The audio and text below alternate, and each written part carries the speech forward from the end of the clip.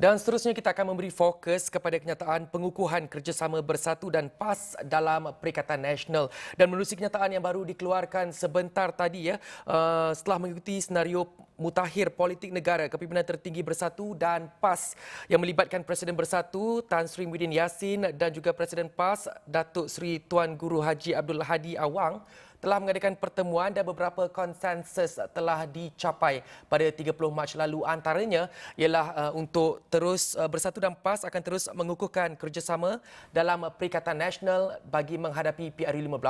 Bersatu dan PAS selaku antara parti pengasas utama Perikatan Nasional akan menubuhkan suatu jawatankuasa permesyuaratan di mana di peringkat pusat bagi merangka strategi dan hala tuju parti khusus bagi menghadapi PRU15 termasuk rundingan pengagihan kerusi. Dan untuk kita bercakap dengan lebih lanjut, untuk kita berbual dengan lebih lanjut mengenai kenyataan yang baru dikeluarkan sebentar tadi, kita akan bersama dengan penganalisis politik Profesor Dr. Siva Murugan Pandian. Selamat tengah hari Dr. Siva. Ya, selamat hari. Dr. Siva, kita melihat kepada kenyataan yang dikeluarkan oleh PAS dan juga Bersatu, dan kita tahu PAS dan UMNO merupakan dua entiti politik yang bernaung di bawah satu payung iaitu Muafakat Nasional. Jadi selepas melihat kenyataan yang dikeluarkan oleh Bersatu dan PAS ini di mana mereka akan terus mengukuhkan kerjasama menjelang PRU15, dan kita tahu pada hari Ahad yang lepas Presiden UMNO telah sebulat suara mengatakan bahawa perwakilan UMNO sebulat suara tidak akan bekerjasama dengan Bersatu menjelang PRU15. Jadi apakah impaknya kepada Muafakat Nasional, Dr. Siva? Saya rasakan bahawa keputusan PAS untuk memuktamadkan kerjasama dengan Bersatu akan ada kesannya kepada hubungan dengan UMNO di dalam Muafakat Nasional. Walaupun selama ini hubungan UMNO dan PAS dilihat sebagai satu pembentukan kerjasama rakan strategi politik yang baru sejak 2018, tapi akhirnya kita melihat seolah-olah selepas apa yang berlaku dalam Perhimpunan Agung UMNO yang lepas, PAS sudah mula condong ke arah pengukuhan hubungan di dalam Perikatan Nasional, dan barangkali Muafakat Nasional itu akan kekal semata-mata sebagai satu ikatan ummah dan bukan bergerak ke arah kerjasama politik. Ini juga sebenarnya memudahkan keputusan yang perlu dibuat oleh UMNO, kerana UMNO juga dengan jelas telah menyatakan mahu bergerak secara solo.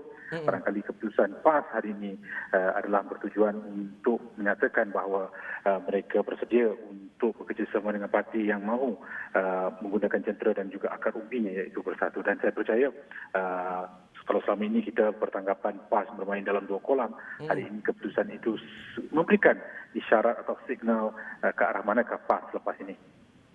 Jadi doktor bercakap tadi mengenai PAS bermain dalam dua kolam, betul doktor? Jadi bagaimana doktor melihat impaknya kepada UMNO sebagai sebuah parti yang yang telah lama berada dalam negara ini? Jadi apakah impaknya kepada UMNO secara spesifiknya selepas PAS menyatakan ingin terus menyatakan kerjasama kepada Bersatu?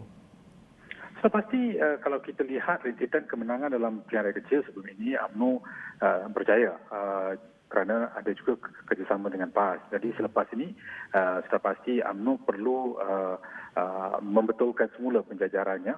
Apakah UMNO akan melihat ataupun cuba mengintai hubungan kerjasama baru, penjajaran baru yang ditolak di dalam kenyataan yang dibuat oleh Bersatu dan PAS, khususnya kerjasama dengan Pakatan Harapan, dan apakah UMNO selepas ini bersedia untuk bertembung tiga penjuru barangkali dengan calon PAS ataupun dengan calon Bersatu ataupun calon Pakatan Harapan di dalam kawasan yang majoritinya adalah pengundi Melayu yang jangka dalam sekitar 120 kursi. Bermakna kita mungkin akan melihat kepada apa yang berlaku di dalam pilihan raya 2018 jika keputusan ini kekal. Impaknya besar kepada UMNO, tapi UMNO juga telah menyatakan bahawa mereka bersedia untuk bergerak solo mengenepikan apa saja kerjasama yang telah dilihat baik dalam Perikatan Nasional ataupun Muafakat Nasional. Doktor, UMNO mempunyai track record yang cukup baik ya. Barisan Nasional mempunyai track record cukup baik dalam beberapa pilihan raya kecil sebelum ini. Mereka berjaya meraih kemenangan. Jadi adakah dengan dengan kerjasama, mungkin kerjasama yang telah dinyatakan oleh PAS dan juga Bersatu dalam kenyataan sebentar tadi akan mampu mengganggu gugat perjalanan mereka dalam menuju ke pilihan raya umum ke-15, Doktor? Ya, saya rasakan UMNO Bersatu sudah bersedia dengan apa saja keputusan. Barangkali dengan keputusan seperti ini, UMNO juga harus membuat keputusan yang lebih jelas peka kepada apa yang telah dinyatakan dalam kenyataan bersama Bersatu dan PAS. Dan bagi saya, UMNO mempunyai sokongan dari sudut jentera, akar umbi dan juga guna tenaganya. Apakah dengan membuat pendirian mahu bergerak solo sebenarnya turut telah menyebabkan wujudnya kenyataan bersama Bersatu dan PAS, kerana apabila menyatakan bergerak secara solo sudah pasti itu menepikan apa saja ikatan kerjasama yang telah termeterai sebelum ini. Jadi bagi UMNO sudah pasti ini merupakan satu keputusan yang membolehkan mereka juga membuat percaturan sendiri tanpa berlakunya apa-apa kerjasama dengan mana-mana pihak sebelum pilihan raya. Barangkali akan wujud pembicaraan baru hanya selepas pilihan raya. Malahan beberapa pemimpin menyatakan bahawa mereka mampu untuk menang hampir 80 kursi dan mahu bertanding 120 kursi. Mungkin ini juga telah mempengaruhi kenyataan yang dibuat oleh PAS dan Bersatu hari ini. Dan Doktor, setelah kita tahu PAS menyatakan kerjasama dengan Bersatu menjelang pilihan raya umum ke-15, adakah kemungkinan untuk UMNO menjalinkan orang kata membentuk jajaran politik baru untuk terus mengukuhkan jentera mereka dalam menuju ke pilihan raya umum ke-15, Doktor? Ya, di dalam politik tidak ada musuh ataupun lawan yang tetap, hanya kepentingan, dan dalam konteks politik angka yang ditamakan dalam konteks politik tanah air. Saya percaya tidak mustahil penjajaran politik baru boleh berlaku, kerjasama baru boleh berlaku.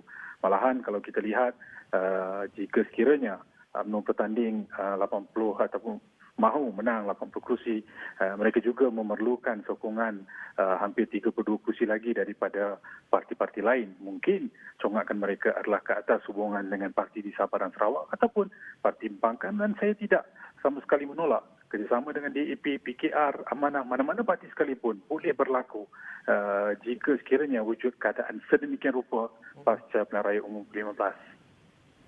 Dan ini sesuatu yang mungkin agak complicated jika difikirkan semula, ya Doktor. Bersatu dan PAS selaku antara parti pengasas utama Perikatan Nasional akan menubuhkan suatu jatuhan kuasa permesyuaratan di peringkat pusat bagi merangka strategi dahulu 7 parti khusus bagi menghadapi PRU15 termasuk rundingan pengagihan kerusi. Jadi bagaimana Doktor melihat proses pengagihan kerusi itu akan berjalan? Adakah ia akan lebih menumpuk pada satu pihak yang dominan, Doktor? Saya rasa ini memudahkan pengagihan kursi kerana bagi PAS dia akan terus bertanding kursi tradisinya, dan bagi Bersatu yang sebelum ini perlu berunding dan juga melakukan pengorbanan dan juga kompromi dengan UMNO, kini jelas mahu bertanding dalam kursi-kursi yang mereka rasakan wajar mereka tanding jika sekiranya tidak wujud kerjasama politik dengan UMNO secara mutlak. Jadi dalam konteks ini pengagihan kursi akan lebih mudah. Kerana itu juga menjadi salah satu konflik ataupun krisis yang wujud di antara Bersatu dan UMNO dengan usaha untuk hanya mengadakan kerjasama PAS dan Bersatu seolah-olah yang memudahkan agihan kursi. Dan saya percaya bagi UMNO mereka mungkin akan berhadapan dengan situasi di mana perlu berhadapan dengan PAS ataupun Bersatu di kursi-kursi tradisi mereka. Okey, dan ini mungkin yang terakhir dari saya, Doktor. Mungkin keputusan yang dicapai ini kita tak tahu bagaimana reaksi daripada UMNO sendiri tentang kenyataan yang dikeluarkan oleh PAS untuk terus menjalankan kerjasama dengan Bersatu menjelang PRU15. Jadi, mungkinkah ada sebarang ketidakpuasan hati dari PAS sendiri terhadap UMNO dalam yang gabungan mereka iaitu Muafakat Nasional sendiri, Doktor, hingga menyebabkan keputusan ini dikeluarkan hari ini? Ya, keputusan ini pasti mendapat reaksi bercampur-campur kerana dalam suasana di mana UMNO menyatakan bahawa mahu menghentikan hubungan dengan Bersatu, PAS pula menyatakan mahu mengukuhkan hubungan dengan Bersatu. Jadi dua situasi yang berbeza yang saya rasakan akan mendapat reaksi yang bercampur daripada baik pemimpin penyokong PAS ataupun pemimpin penyokong UMNO. Dalam suasana seperti ini, sekurang-kurangnya jelas pendirian PAS ke arah manakah mereka mahu melakukan pengukuhan, tapi tidak dinyatakan sama sekali penolakan ke atas Muafakat Nasional.